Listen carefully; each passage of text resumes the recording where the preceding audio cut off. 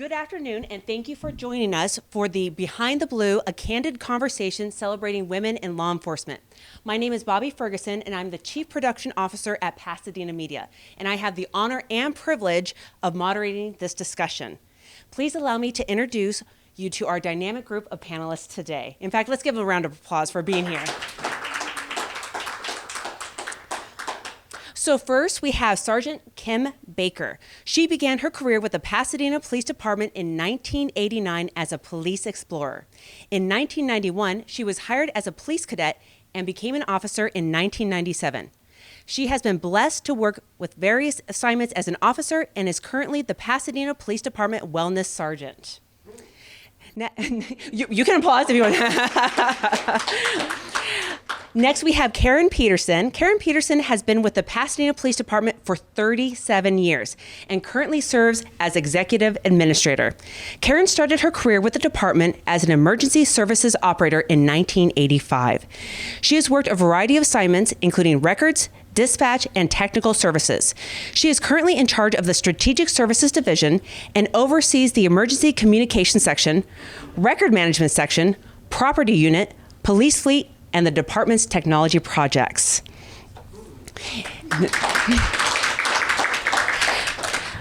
Next, we have Susanah Oscar.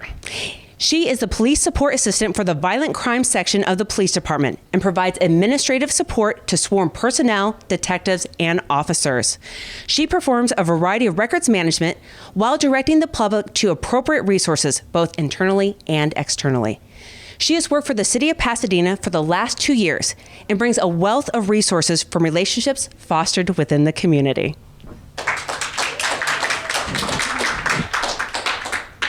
Lieutenant Monica Cuellar brings a wealth of experience to the Pasadena Police Department, boasting a tenure of 31 years within the organization. Throughout her career, she has undertaken diverse roles spanning the Neighborhood Crime Task Force, Traffic Division, Event Planning, Detective Section, FDO Supervisor, and Patrol. Notably, her expertise in investigative work has positioned her as a leading authority in sexual assault investigations, encompassing cases involving both adult and juvenile victims and suspects, many of which have garnered significant public attention. As the department's public information officer, Monica also brings with her years of experience in community engagement. She's especially qualified as PIO, having earned a degree in journalism and having previously worked in broadcast journalism. So welcome, everyone. So let's get started. Thanks, everyone, for being here. So my first question would be, and we'll start with Kim, what do you consider to be the most interesting part or aspect of your job? I think the most interesting aspect of the job is the dynamic of the job. Every day we wear different hats. We change those hats, depending on the call that we're handling or the people that we're dealing with. But I think that's probably the most interesting, is that we are called to wear different hats when we deal with the community. Hi. I think the most interesting part of our job is just the change that happens. Well, change for me in the amount of time that I've been there. Change in people, change in faces, whether it's the community or the actual employees. Because I'm running technology, it's changing all the technology that's happened over the years. So we've come quite a long way from writing pencil and paper and now on to computers. So thank you.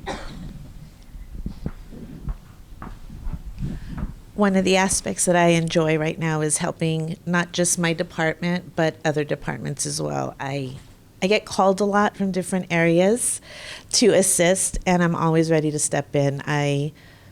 My job isn't just centered on what I do, which is helping the detectives with the paperwork. I am always ready to step in, and I love that the rest of the team and the support staff feel that they can count on me to do that.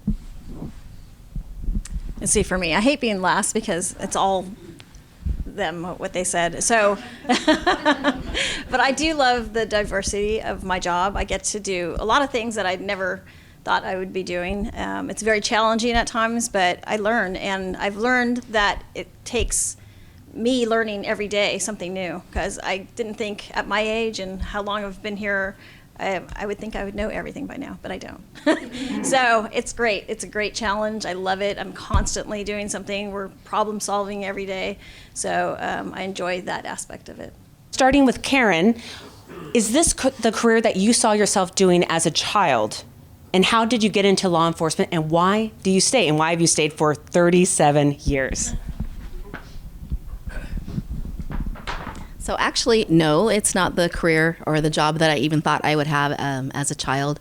When we would play at home, we play whatever we were working, we were always clerical because that's what my mom did. My mom was a clerical worker, so we figured, oh, that's what we're going to do, and we'd set up a phone desk and answer phones and pretend to type, have our little offices made out of blanket tent cities. So no, I did not expect to do this, but at 16, I started working for AAA, and I was a road services dispatcher.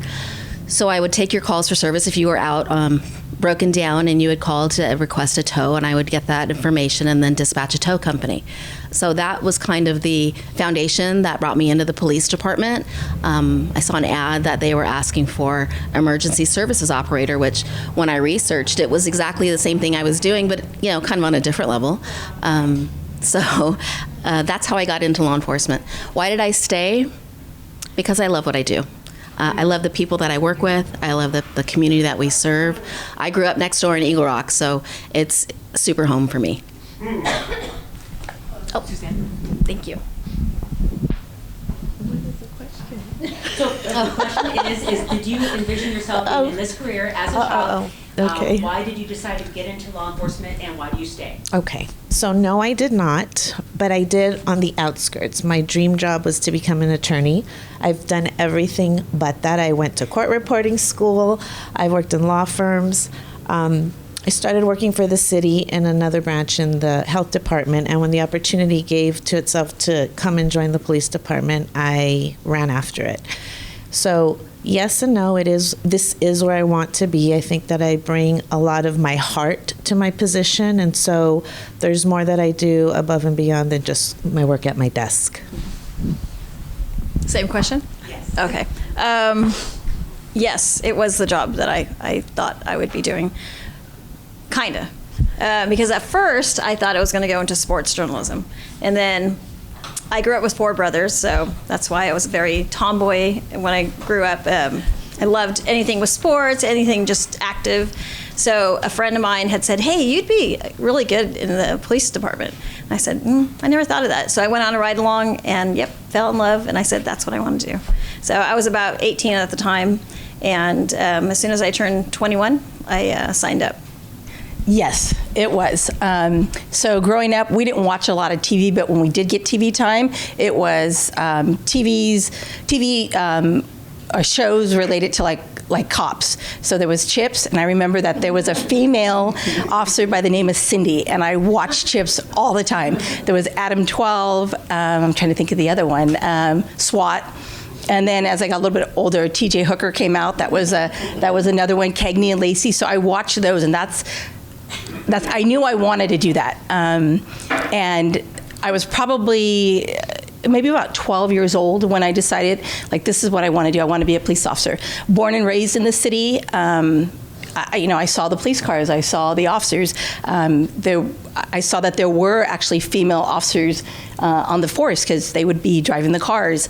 So yes, and I stay because I love what I do. I love serving my community. I have a lot of family in my community. I have a lot of friends that still live here. So yes, I stay because I love it and I love helping people. Excellent. Thank you.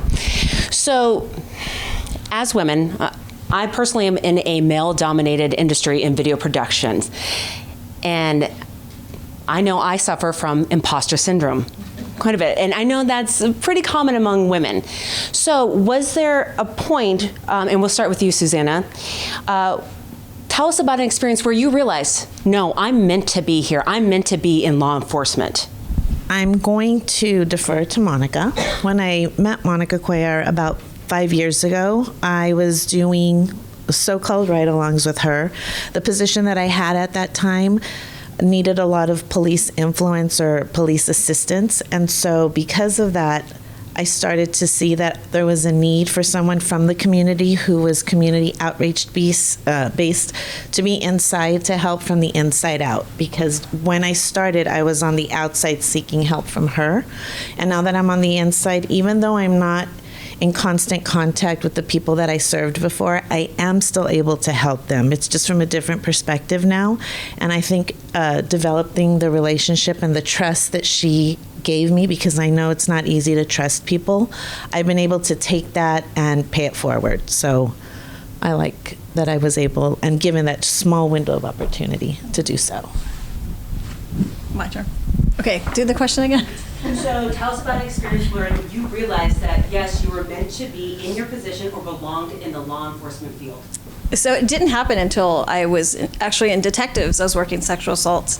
And a young girl, she was about 9 by the time I met her, but she had been abused by someone older, an adult, and it was a very sad story. But this little girl was so articulate and just amazing little girl. So when we caught the suspect and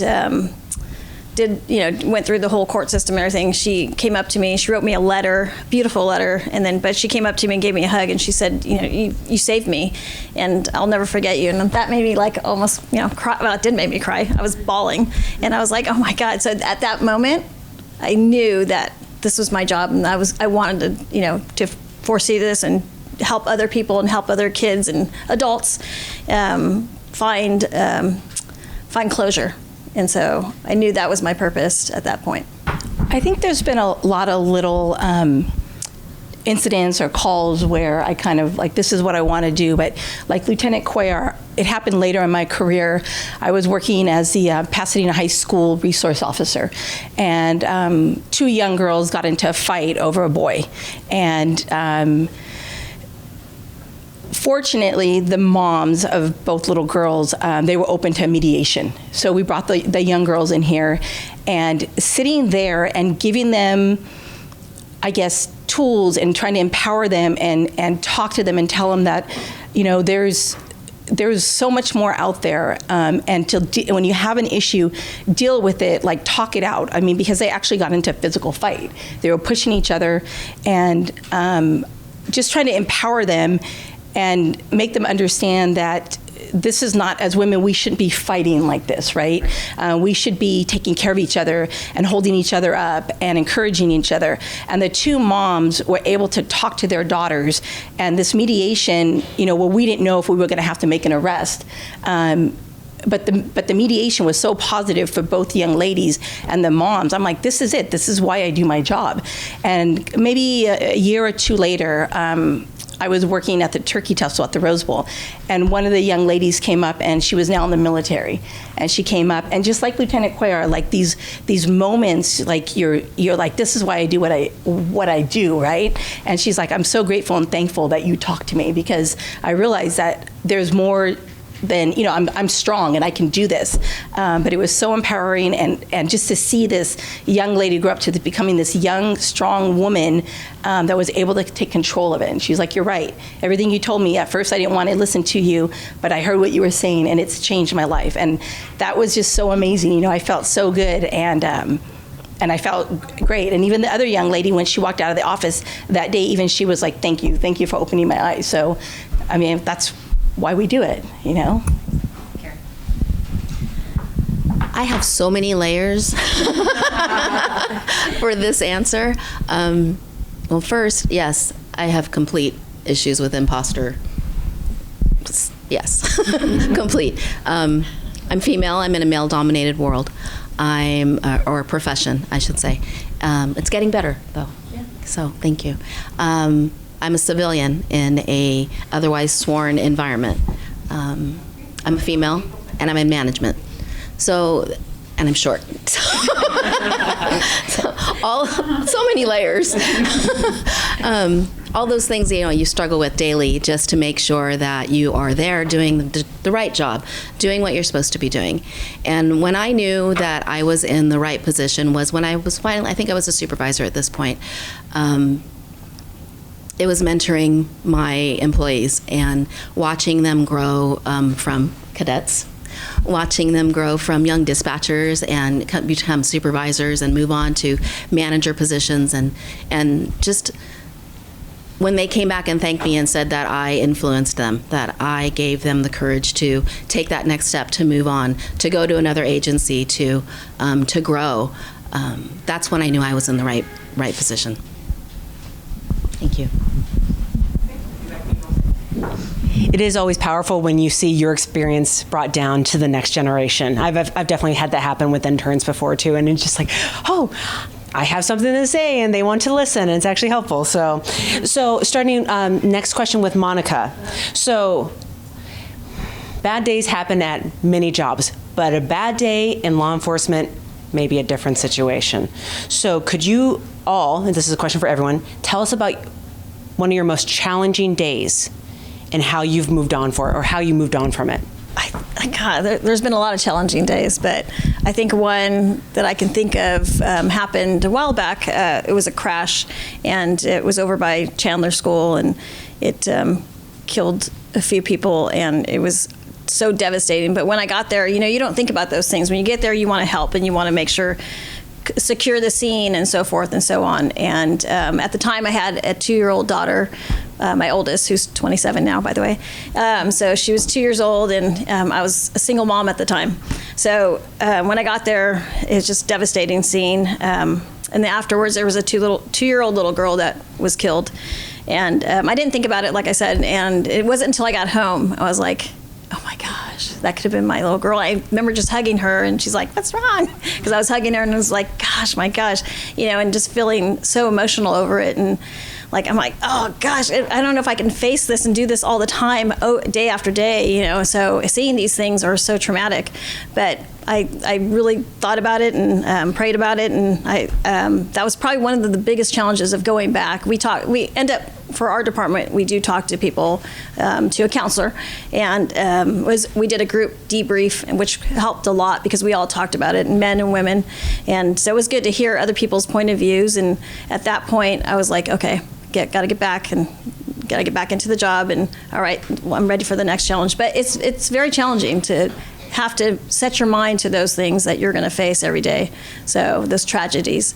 But as long as you can come out and think about them and process them the proper way, anyone, like I said, any of these women have dealt with tragedy in their lives, I'm sure. It's just how you deal with it and how you process it. And that was probably one of the biggest challenges, though, in my career. We'll just actually make it easier. So Susanah, same question for you. So my challenges are nothing like the sworn, but I did recently just have one. And it had to do with the technology. It had to do with things that I was inputting that were going to the courts, and somewhere along the way, it was incorrect. And so I was receiving emails and I was receiving phone calls, and I learned early in life that I am the first person to admit mistakes. And so I had no answer because I wasn't clear on what could have gone wrong. But I explained to the DAs that were calling me that it was probably human error and it was probably on me. And that seemed to deflate the situation because it was so big that, there was a wrong time and a wrong date. But taking ownership of it was something that, I'm sure it was me. Turns out it wasn't me. It was a glitch. But I had no problem taking ownership of that. And I think that's something that life teaches you. And I've brought all my life lessons with me. So I figured I wasn't going to say I don't know what happened or not take responsibility. And in taking responsibility, it diffused everything. Everything was resolved. But then I got to the bottom of it, and it turns out it really wasn't me. We'll talk about that glitch. Yeah. We'll fix that glitch. Those are my challenges when processes don't work. So every day is a challenge, whether it's a car not being available or a police car not working or not having all the items in it that the officer needs to be out in the field. Also, my tragedies are not their daily tragedies or their experiences during the workday. My challenges are all about the support and the support for the officers that are out in the field. So how do I get through that? We just make sure that things work and keep up on follow-up and find the people, what's going on, what's wrong, and make sure that they contact me so we can get that, keep going. But yeah, those are my everyday challenges. Wow, there's so many challenges. Like Lieutenant had mentioned, some of the things that we see out there, from the really horrible traffic accidents to the suicides to a baby not breathing call or an officer being in a fight. There are so many challenges, and I mean, I think the first challenge probably started for me was when I became a police officer the first day of the police academy. I'm little, we're little people, we're little. And everyone's looking at you because they're expecting you to fail. They're expecting you not to make it. Instead of being there to inspire you, they're there to yell at you and scream at you, and I get the reasons why they do that. But just the challenge of, I'm a pretty fun and nice person, and I like to help people out. And to go to this first day and just feel I don't know if I'm going to make this, and I'm pretty positive, and I was I don't know if I'm going to make this day. And so I'm if I can just get through this first day, I can probably get through the next couple days.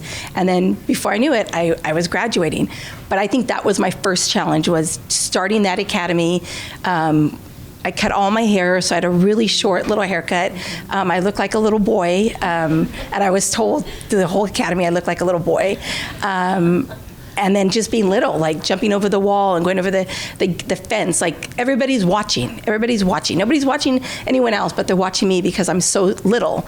But that was probably the first challenge, and then there's been so many after that. And we just, when those challenges come up, I just pray and just hope my faith can get me through it, because I need to be strong to be there for everyone else. A lot of evidence of strength among women here. So the last question right now I have for everyone is, well, actually, no, one more, I'm sorry. As a female in the law enforcement field, what has been the most significant barrier in your career? Wow. I mean, I don't want to say it was being a female, because I've had a lot of help along the way from the male counterparts also. Being an explorer, being a cadet, being an officer, now being a sergeant. Probably the biggest barrier is sometimes when you want to help someone and they don't want your help. I think that's probably the biggest barrier for me, because I'm a fixer.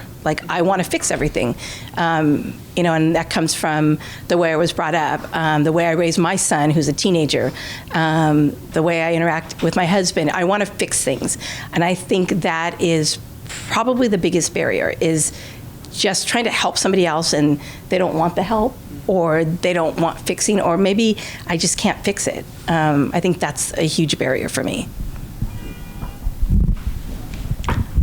What was the question exactly? As a female in the law enforcement field, what has been the most significant barrier in your career?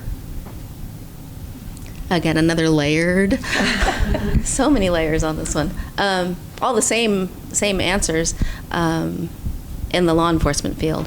But I think the hardest part for any of us, because I think we're all fixers here, we all are hard chargers and doing what we do, the biggest barrier is sometimes getting out of our own way and allowing things to happen, or allowing that we can't control what the outcome is going to be. And that's not just in law enforcement, that's just in life, right? And I think that's one of the things that resonates with me most.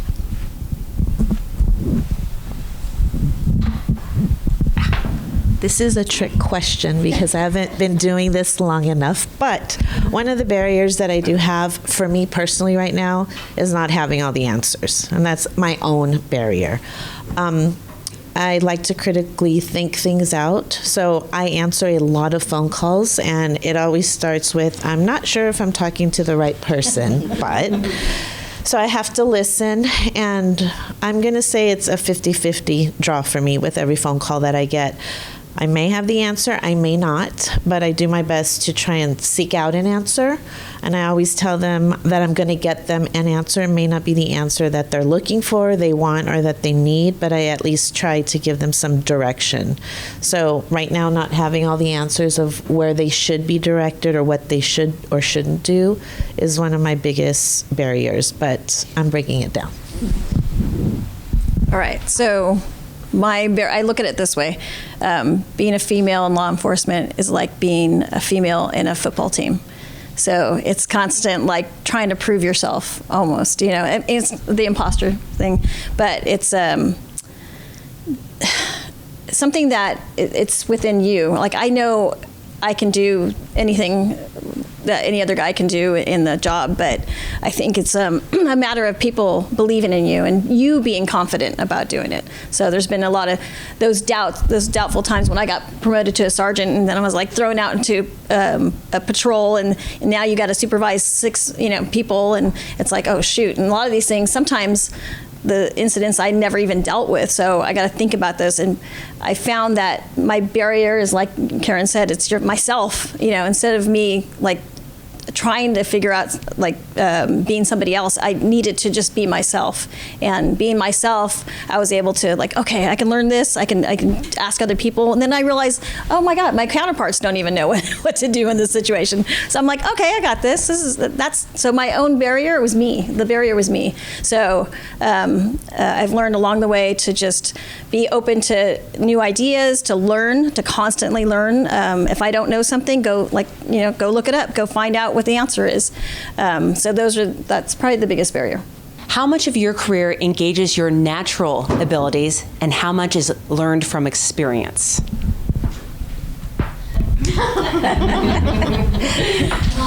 Wow. Okay. Well, let's see. Starting as a dispatcher and taking the phone calls and helping people, there's a lot of nurturing there, and I'm a nurturer by nature. So that came into play quite a bit. But the tasks themselves, the order in which you have to do things, the processes that you have to learn or you have to create, those were all learned and part of the job. So it's 50-50, how much is my natural, how much is me, and how much is actually learned. But I think most of the things that we learned are learned processes and learned tasks or things that we create to get that job done. Susanah.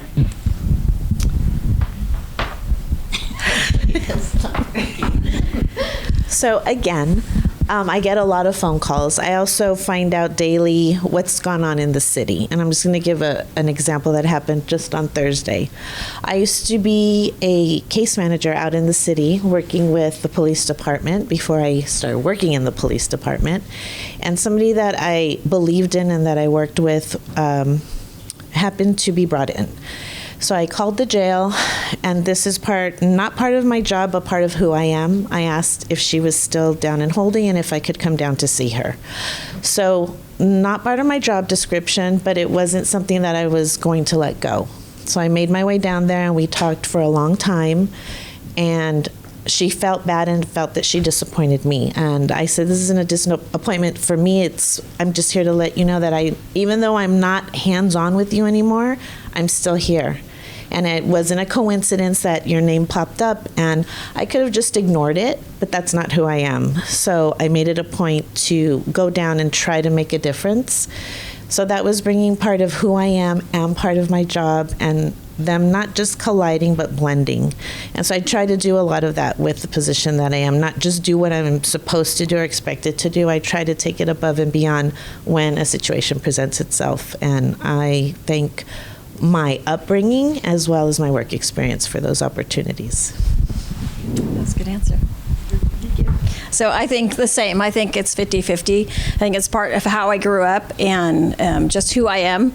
So by nature, I am a servant leader, I think, because I like to make sure people are okay. I like to include everybody. I don't like to let people feel like they're left out of anything. So I'm very much a nurturer and so forth. So I think just that part of me and having this type of job, it was great because I was able to implement all those types of styles I have into my job, and it's worked. So that's why I've been here so long. Pretty much what Karen and Lieutenant said, the 50-50.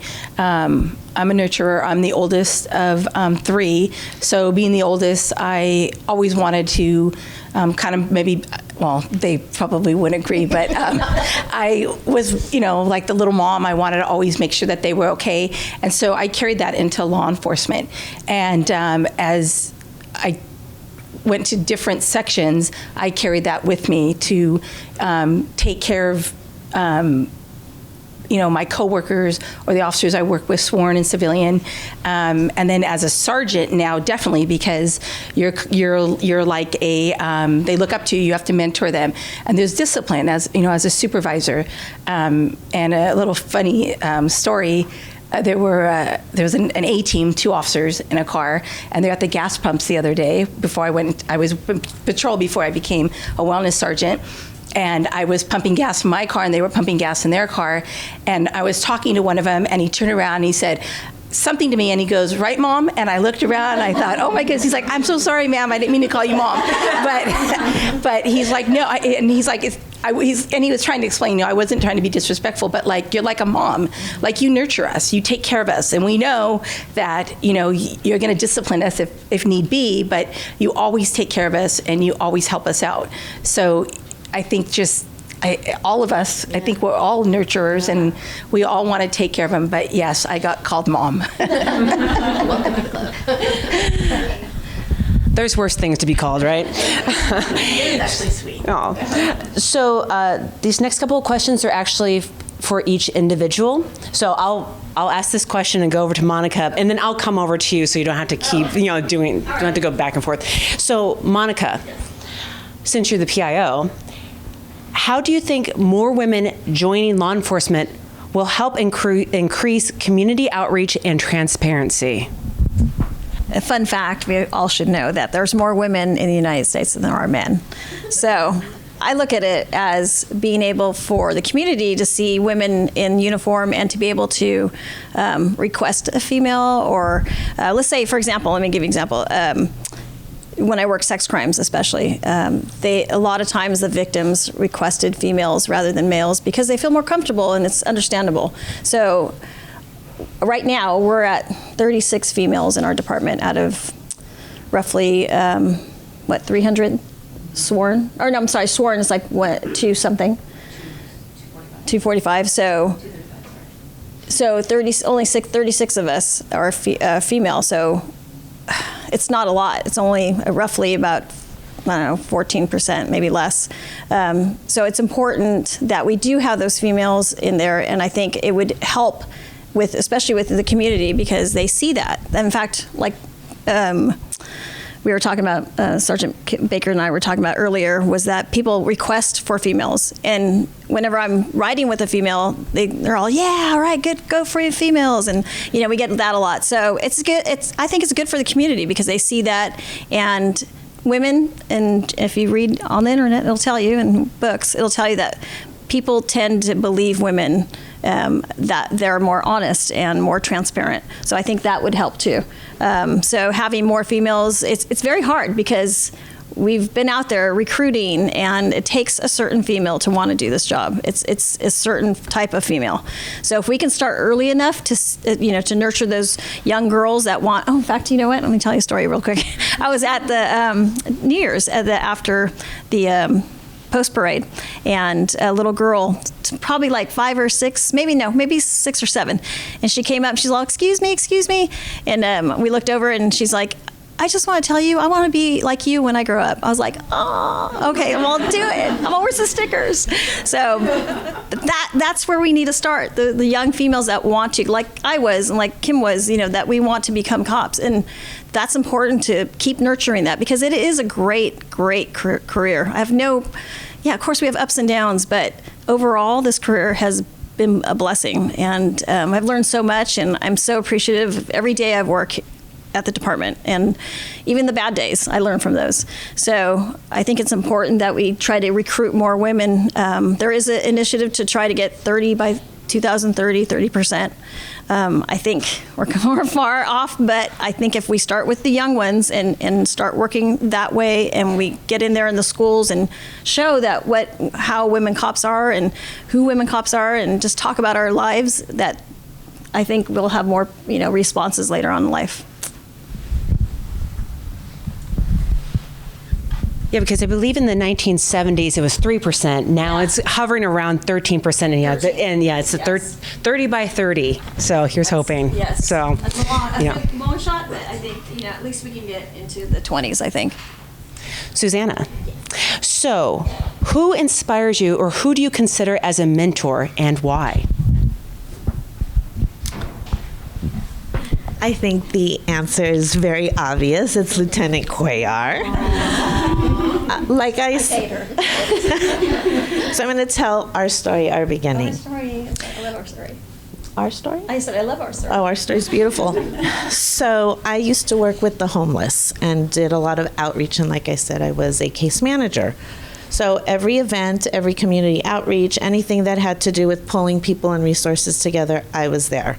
So Monica, we were constantly bumping into each other, and there were not that many Latinas at those meetings. It was a very male-dominant environment that I was entering.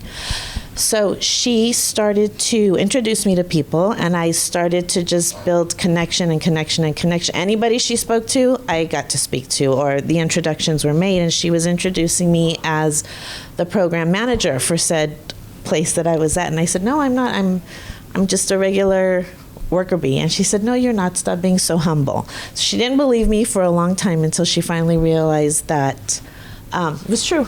But from there, I appreciated any and everything above and beyond. She goes above and beyond, not just for the people that she works with, but for the community. And so I wanted to be a little bit like Monica, so I started to mimic what she did, to the point that I was introducing her to people because there was connections that she hadn't made. So I took that from her and made it my own. And I think that where I am and who I'm becoming, I will always revert back to where credit's deserved, and it's to Lieutenant Cuellar. Thank you.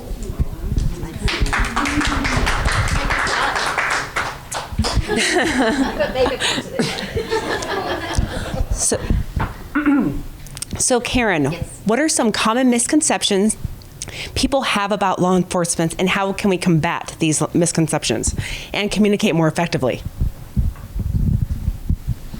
So my observations over the last less than 40 years, sounds so long, have been that there's still the misconception that it's an us versus them mentality when the police are coming out for any call for service, whether we were called out by that resident or we were called out by that community member. My observation is that there is always that us versus them, and there's just a divide. And I know we've had many tries and have made strides in communicating and educating, and I think that we still need to continue to do that. People are asking for lots of transparency, and that is completely understandable, and police departments are moving to be more transparent. But there are certain things that we just cannot give. I mean, it's not like the movies, and I think that's where we kind of get hung up. As people look at TV or movies and how they think that's how they think all police departments are going to be, or that's how they think they're handling all cases, and that all that information should be available to anybody, and it's not. There are some things we need to keep private until there's convictions or until that case is closed, and there's protections of victims that we need to take care of.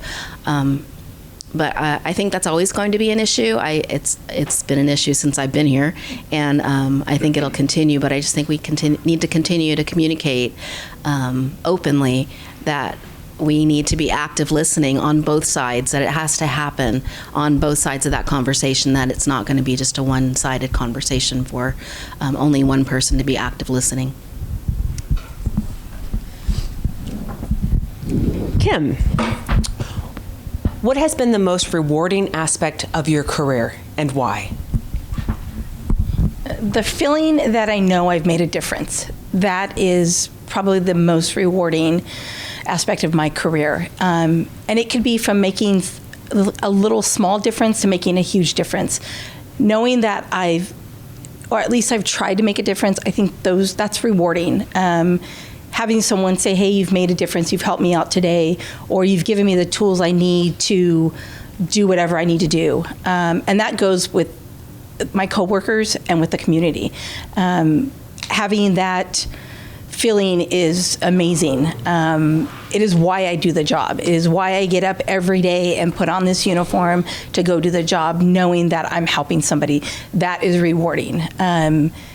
I think I've always wanted to be work in public service, and like Lieutenant mentioned, I mean, we have this awesome job. Like, it's fun, and there are some dark days. There are days that, I'll go home and I'll tell my husband, I need a moment. And even those calls, I know I've done something. If it's holding somebody's hand or praying with somebody, or there's people that just want to give us a hug sometimes, or taking that child who was being victimized out of that home or that atmosphere or that environment, or just reminding somebody that it's going to be okay, right? And that we're here for you. You call 911, we'll come, we do come. But I think that's just the biggest thing, knowing that I've made a difference, and that feels good. That makes me get up every day to do this job. So we have time for 2 more questions for everyone. We'll see if we have a little bit more time, if you want some more. So, and Kim, we'll start with you again. What is the biggest challenge in the field of law enforcement at the moment?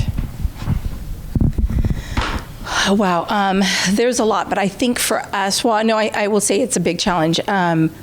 Recruitment and retention. I mean, that's it. Recruiting and hiring and keeping the officers here. And I actually think it's across the board, even on the civilian side, the non-sworn side, and finding good people, or finding people that want to do this job.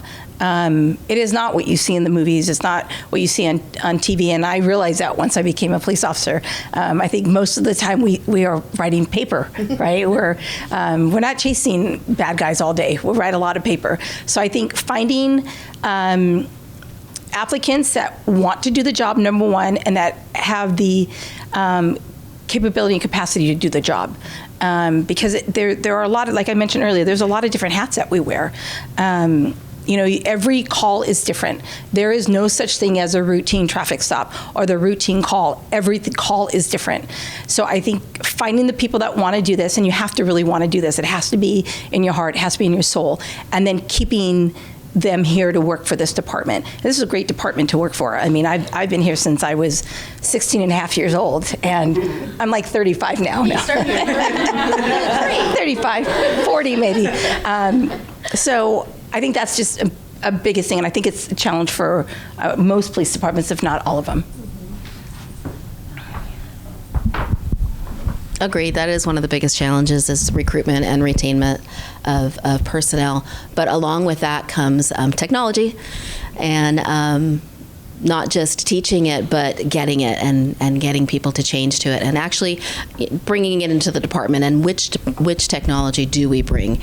There's a lot out there. There's a lot of different products that are out there that can help us do our job better, and then it's getting them to all collaborate together. So that's fun. But that's one of my biggest challenges, and I see that across the board.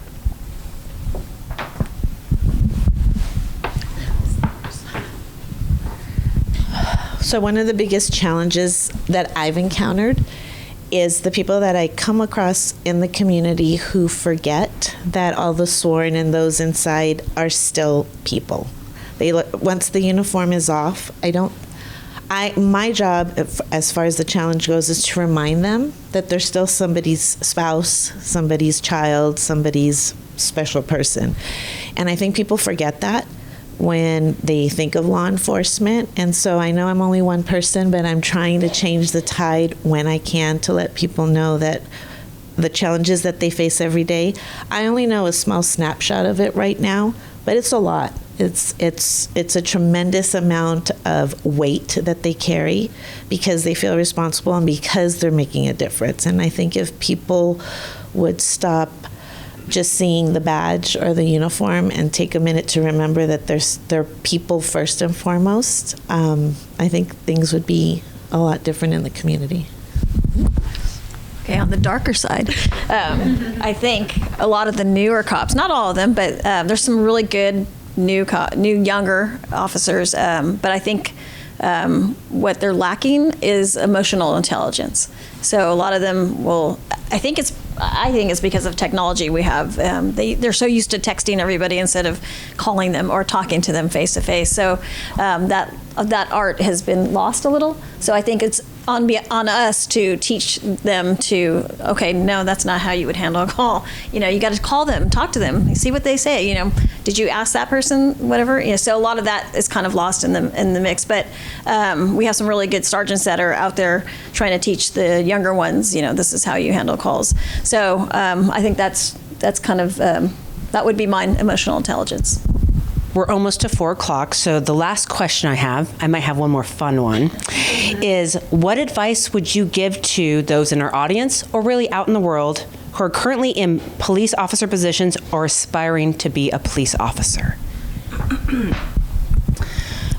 I would tell those to know your why. Why are you doing this? Know your why, know why you do this, and to stay focused, because this job is hard, but it's rewarding and it's fun, and you can't lose focus. You can't lose focus to why you're doing the job and who you're serving. So, and that goes from the young people who want to become police officers. If it's your why is to become a police officer, you need to start focusing before you go to the police academy. In fact, you need to start focusing even before you put in your application.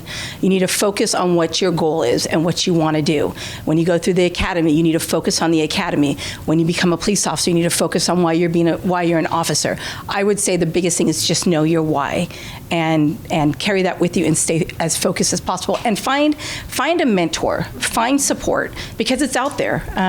I can say all 4 of us on this panel, we are there to support you and others that want to go into law enforcement, if it's a sworn position or a non-sworn position, but we're here. But definitely know your why. I would say, even starting way before that, make good choices. Make good choices throughout life, because anything that you're posting or anything that you're putting out on social media, out on the internet, will follow you, and your background package needs to be completed before you could even start the academy, right? So you want to make sure that you're making good choices through life, and that's for either sworn or the civilians. And for anyone who wants to be in law enforcement but not necessarily an officer, there are so many avenues available within police agencies or government agencies that are civilians, and you don't have to be sworn to be here. I'm on command staff. I'm a member of command staff. I'm a civilian. I rose through the ranks on the civilian side, and we haven't had a civilian on command staff for 30 years. Has it been that long? Yeah, I think the last one left in the early 2000s, and we stopped for a long time. So, being given that opportunity, I'm blessed to have this opportunity, and I'm very happy to be here. She's a great commander. Oh, thank you. Just answer the question. I'm just going to piggyback off of your answer. They really do deep dives into your background. So yes, make good choices. Having just had that done. Yes, having just had that done. So I don't have more to add to that, but I will share my story. While they were doing my background check, one of the detectives called me and said, "Do you remember going to court in West Covina?" And I have a docket number, and I said, "I have zero recollection of that." So it became back and forth. So I said, "If you can remind me of what it is." So they put me on hold, and they came back and they told me, "You went to court because you didn't pay your dog licensing and you had to pay a fine." And I said, "Well, I can assure you that if that's what they said I did, then I did, but I don't ever remember setting foot in a West Covina court. So he did a little bit more, and it was just a paper trail from the dog pound that had sent my information over there. So when she says to make good choices, whatever choice you make sure you remember, because I was put on the line that, I wasn't being completely transparent and honest, but I had zero recollection of ever being fined or having to go to court to pay for a dog license. This message is supported by every humane society. That is funny. Okay, so then I'll give advice to the person that's already in law enforcement. I would say be confident in your job and look for that mentor. There's so much wealth of information that you can get from people. Don't be afraid to go up to somebody that's been there for quite a while and ask them, hey, can you give me some advice on this or that? I think it's important to, for that person to also seek out advice. The very last question, and a very important question. What is the superior donut? Like the company or the... It could be the type. It could be here in Pasadena. It could be a place. It could be I'm glazed or cake with chocolate sprinkles. For the longest time, I never ate a donut in uniform. For the longest time, and if I did go into a donut shop, because we do, there's a few that, well, actually, 2 of them I think open 24/7 here in Pasadena. So, you walk in and you talk to them, and you don't want to leave empty-handed. So I would buy a bagel. I was like, I'm not going to buy a donut, right? But I've had a few, but the best is definitely an apple fritter. That is definitely the best. Warmed up a little bit with a little bit either coffee or milk, but an apple fritter. Good choice. I hear that a lot, that people will not, well, yeah, it's good, but that officers will refuse to have a donut in uniform because they just don't want the stigmatism, or they don't want that, that stereotype. Give it to me on the down low. Okay. But for me, I'm a big kid. I like sprinkles. I like cake, donuts, and I love chocolate. So any of those together. Well, being the newest civilian on this panel up here, I have no qualms in sharing. I do not like donuts. I do not like sweets. She doesn't like sweets. I don't like sweets. That's part of my background. But what I do like are French fries. So if you want to know my favorite French fries right now, it has to be Tops chili cheese fries. That's good. Oh, sorry. Maple bacon. That's all. Enough said. Well, thank you so much for joining us, and we would like to thank the Pasadena Police Department, the Pasadena Public Library, and absolutely these panelists who were just so wonderful and candid. So can we give them a round of applause?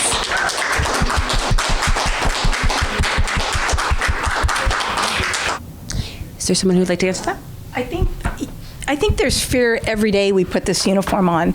And that's maybe why we are on. I mean, that probably keeps us alive, right? Knowing that there's a little bit of fear and being aware of our situation and not being complacent, but using your words. Like, it's amazing, and I think as females, we do a really good job with that. If I'm dealing with somebody who's a lot bigger and stronger than me, I'm going to use my words, right? And I will say, I think it's probably always worked, right? I mean, pretty much. So using those words and not challenging people, you have to be confident, and you have to show respect.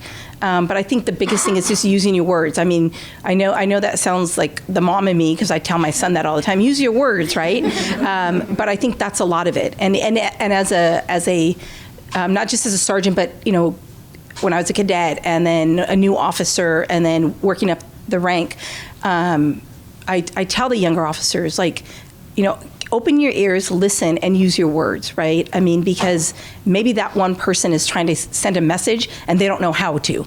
So just, open your ears and then use, pick your battles. Pick your battles when you're out there. So when you are done with your program with the FTO, you go LCAR status, that's what they call it. FTO's field training officer. So when you're done with, with the field training officer program, then you go ALCAR status, so you're by yourself. So my very first day, I was like, yes, okay. It was at night, I worked Graves. So I was driving on green, and I see someone coming the opposite way, and I'm all, wait, green's a one-way, that's wrong. All right, my very first traffic stop, so here I am by myself. So I pull the guy over. I could see that he's a male. I could see him in the front. So he pulls over, and then immediately I see his hand go like this to someone in the front. So I saw his hand do a movement. So I'm like, red flag. So then all of a sudden he pops out of the car, red flag. So I'm telling the dispatcher, hey, this is the license plate, blah, blah. I'm trying to feed her as much information as I can. And then he steps out of the car. He's like 6'2", huge guy. I'm like, oh, great. This is going to be what's happening. So he goes to say, hey, what's wrong? What's wrong, sweetie? What's wrong? And he calls me that. I was like, why is he calling me that? Okay, but keep calm. Keep calm. All right, so he's coming towards me. I said, hey, I just want to make sure you're okay. You're driving down the street the wrong way. He's like, oh, I didn't realize that. But then I could smell some alcohol in his breath. And so I said, hey, you know what? You don't mind, and I don't know how I did this, but I said, you don't mind if I just do some tests on you, and I'm going to let you go. And he said, okay. And then so he turned around. So he wanted me to keep focused on him, not the car. So at the same time, I can hear my coworkers coming with lights and siren. So I'm like, okay, all I have to do is just get him secured. So I luckily got handcuffs on him and had him sit down. Next thing I know, all my partners were there, and he's like, my sergeant's like, why'd you put him in handcuffs by yourself? I'll explain it later, okay? Can we just, he did something. He did a movement to the person in front of the car. I didn't know who it was, a male or female. Ends up being a female. So the whole story, long story short, he was an escapee from Sacramento jail. He picked up a prostitute, and he had a gun. He had stuck the gun under her thigh, and she was in the front going, don't shoot me, don't shoot me. There's a gun under my thigh. So, and then that was the whole story. And then he ends up, and then the car was stolen. So that was the whole thing. And so I was like, this is my very first day being I was like,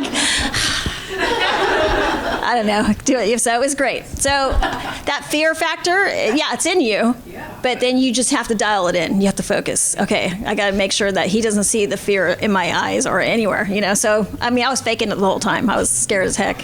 So, but I made it. Well, I admire all of you guys. Oh, thank you. Thank you. I wouldn't want to do it.